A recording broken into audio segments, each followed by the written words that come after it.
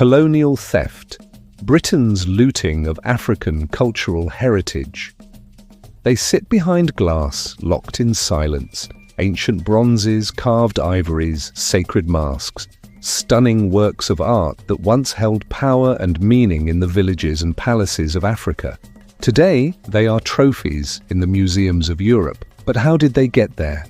This is the untold story of how Britain, under the guise of empire, morality, and mission, looted a continent's cultural soul. It's a story of war disguised as civilization, of resistance buried beneath polite museum labels, and of a growing movement demanding restitution and justice. In this multi-part investigation, we uncover the bloody backstory behind the African artifacts held in Western collections, from Nigeria's Benin bronzes to Ghana's royal regalia and beyond. This is not just about stolen art. It's about stolen memory and a fight for its return. Chapter 1. The Capture. We begin in a quiet Nigerian town high in the hills where poisoned arrows once flew and where a small community dared to resist the British Empire. Today, Chibok is a name etched in the world's memory for the 2014 abduction of schoolgirls by Boko Haram. But rewind 115 years and this remote hilltop town in northern Nigeria tells a very different story. One of fierce resistance, poisoned arrows, and a battle that Britain would rather you forget. In November 1906, about 170 British soldiers descended on Chibok. The town, home to a small farming community, had become a thorn in the side of the British Empire for staging annual raids along colonial trade routes in Borno State.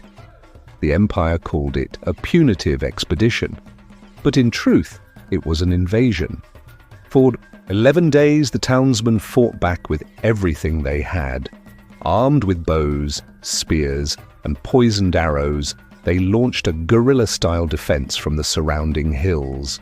A British parliamentary report later described them as the small Chibok tribe of savages, but admitted they were the most determined lot of fighters ever encountered in what is now modern-day Nigeria. Chibok didn't fall easily. It took the British another 3 months to crush the resistance. Victory only came after they discovered the town's hidden water source and starved its people into submission. And then came the spoils, the spears and arrows used in that desperate defense, collected, packed, and shipped to London, where they remain to this day, tucked away in the British Museum. There's no mention on the museum's website of the siege, the starvation, or the stolen fight for freedom. Just object tags. Metal, wood, unknown origin, silenced stories. But those weapons speak volumes, not just of Chibok's resistance, but of a much wider truth. A systematic campaign of cultural theft hidden behind glass. A mission to abolish slavery and collect art. Throughout the 19th and early 20th centuries, Britain cloaked its imperial ambitions in noble language. The abolition of slavery, the spread of civilization. But behind the anti-slavery patrols and missionary flags came something darker. War, conquest, and looting on a massive scale. Tens of thousands of African artifacts now sit in European museums, many stripped from their homelands during violent, colonial campaigns. The British Museum alone holds over 73,000 objects from Africa. But for many, the stories attached to those artifacts are missing, erased, rewritten, or spun into sanitized narratives of universal culture. It's dangerous to rely on the victor's version of history, says Nigerian historian Max Siolan, author of What Britain Did to Nigeria. There's a proverb that says, "Until the lion learns to write, every story will glorify the hunter." Museums. As instruments of empire, critics argue that Western museums didn't just display history, they helped invent it. The Colonial Museum wasn't just a place of learning. It was a propaganda tool, legitimizing conquests and reinforcing the narrative of Western superiority. Museums were devices that shaped colonialism, says Aisha Osori, director of the Open Society Initiative for West Africa. They helped turn acts of violence into trophies of enlightenment. Osori is part of a $15 million initiative by the Open Society Foundations aimed at helping African nations recover their cultural heritage. And according to her, the way many artifacts were taken, especially from empires like Benin, Dahomey, and Ashanti, was anything but peaceful. The long road, home decades after independence, African nations are no longer asking politely. They're demanding what's theirs. For years, European institutions resisted. They claimed it was hard to prove who the rightful owners were. They questioned whether African countries could care for the objects properly. But slowly, the tide is turning. In 2020, Nigeria formed the Legacy Restoration Trust, a body designed to outlast political changes and manage the return of stolen artifacts. And the results are beginning to show. Nigeria has struck agreements with museums in Germany, the US, Ireland, and even parts of the UK.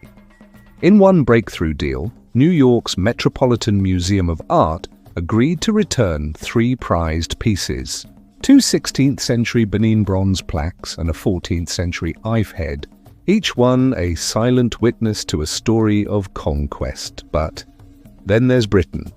Despite growing international momentum, the British Museum remains a fortress. Why? Because it can't legally return artifacts, even if it wanted to. British law, namely the British Museum Act of 1963 and the National Heritage Act of 1983, prevents the institution from deaccessioning its collection. Unlike France or Germany, the UK government has made no move to change that. Instead, Britain now follows a retain and explain policy, which means the artifacts stay and a label gets added. For many Africans, it's a hollow gesture. One group trying to make headway is the Benin Dialogue Group, a coalition of European and Nigerian institutions, including the British Museum. But according to Professor Tijani, director of Nigeria's National Commission for Museums and Monuments, the discussions have been slow, vague, and largely symbolic. We hoped this group would finally push the UK to commit, he says. But the process is not very clear. Still, Tijani remains undeterred. Nigeria will not relent, he says. We'll keep talking, keep negotiating, and keep demanding the return of our cultural heritage. The fight isn't over back in the storerooms of London. The spears and arrows of Chibok remain sealed in silence. But outside those walls, a new story is being written by the descendants of those who once fought with nothing but sticks and poison-tipped arrows. This time they're armed with documents, alliances, and an unrelenting demand for justice. The Wodima question is no longer whether the artifacts were stolen. That part of history is clear. The real question is, will Britain ever give them back?